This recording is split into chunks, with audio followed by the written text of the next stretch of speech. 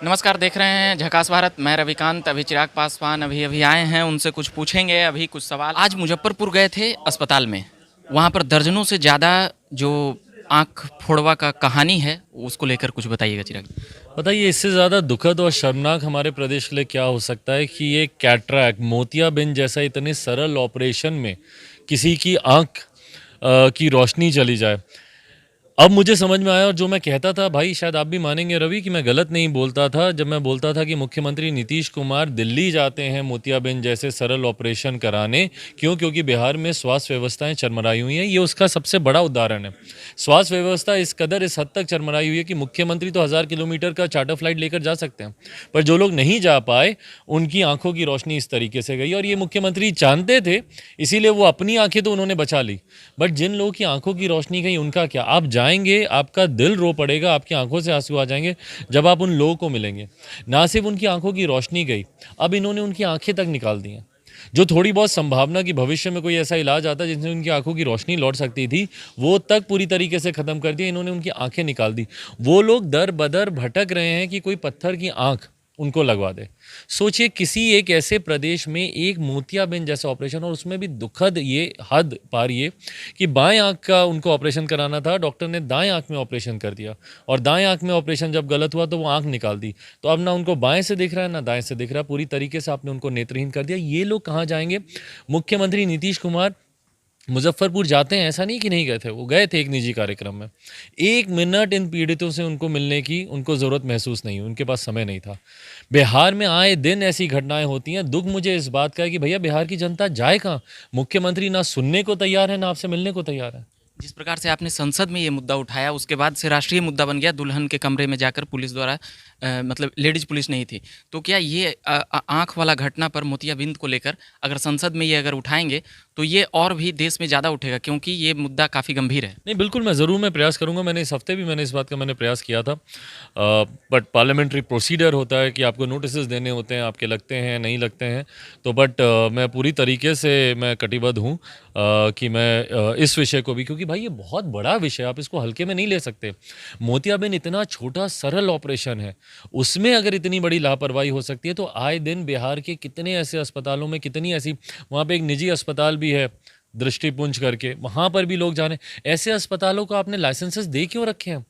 जब वहाँ पर ना निजी अस्पताल आपके काम कर रहे हैं, ना सरकारी अस्पताल। जिस अस्पताल में मैं गया हूँ उसकी अगर आप हालत देखते कमरे की, वो भी तब जबकि वहाँ के अधिकारियों को पता है कि आज हम लोग आने वाले हैं, उसके बाद बेडशीट की हालत देखते, कमरे में गंदगी इतनी।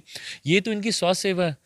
और अगर इसके बाद भी मुख्यमंत्री नीतीश कुमार नहीं जागे, मैं तो ज़रूर मैं संसद में भी इस विषय को मैं उठाऊंगा, इसके बाद भी अगर मुख्यमंत्री नहीं जागे तो भगवान के भरोसे है बिहार का स्वास्थ्य सेवा। जहरीली शराब को लेकर क्या कहेंगे? लगातार मौतें हो रही है, नीतीश जी नहीं जाग रहे हैं।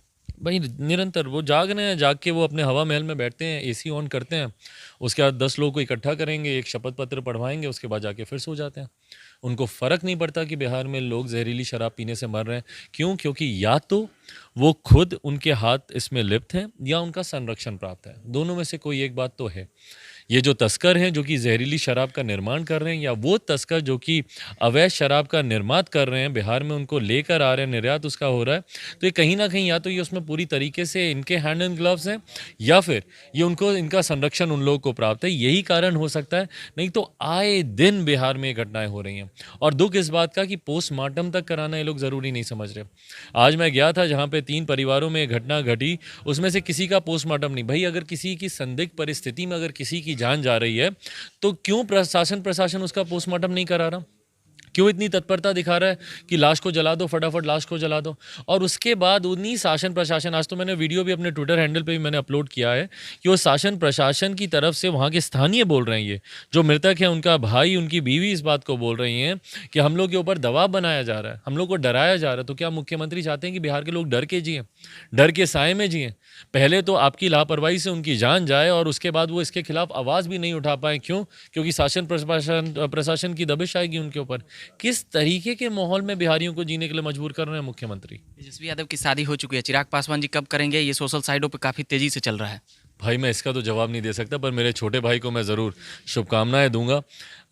गृहस्थ जीवन में वो कदम रखने जा रहे हैं, जीवन के एक नए पड़ाव में वो कदम रखने जा रहे हैं। मेरे छोटे भाई तेजस्वी और उनकी अर्धांगिनी को बहुत सारा प्यार, बहुत सारी बधाई और ढेर सारी शुभकामनाएं। अभ्यर्थियों के मुद्दों को लेकर सवाल है। शिक्षक बहाली में लगातार देरी हो रही है, शिक्षा मंत्री जी सुन नहीं रहे हैं। अभ्यर्थी गर्दनीबाग जाते हैं, उन्हें पुलिस द्वारा भगा दिया जाता है। एसएससी की बहाली और एक अमीन की बहाली 1700 की रद्द कर दी गई। इसको लेकर कोई नेता आगे नहीं आए। भाई देखिए, जब तक इस सरकार से अब उम्मीद लगाना भी मुझे लगता है व्यर्थ है।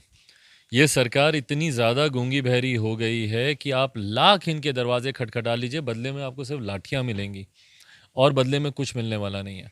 भले वो अभ्यर्थियों का मुद्दा हो, शिक्षकों का हो, छात्रों का हो, कोई एक मुद्दा मुझे बता दीजिए ना, जो मुख्यमंत्री नीतीश कुमार जी ने अपने रहते हुए या उनके मंत्रियों ने या उनके विभाग ने उसको हल करने का प्रयास किया हो। भाई जिनसे आप मिलना तक ज़रूरी नहीं समझते, जिनसे ये लोग मिलना तक ज़रूरी नहीं समझते, ये लोग तो सबको नोबडी समझते ना कि भाई कोई है ही नहीं, ये लोग किसी की हैसियत ही नहीं है। इतने घमंड में चूर है मुख्यमंत्री नीतीश कुमार और उनकी सरकार और उनके अधिकारी। धन्यवाद कहूँगा, अभी के लिए इतना ही कहूँगा। चिराग पासवान इन तमाम सवालों का जवाब दे रहे थे। देखते रहिएगा, बने रहिएगा झकास भारत के साथ। मेरा नाम हुआ रविकांत। धन्यवाद।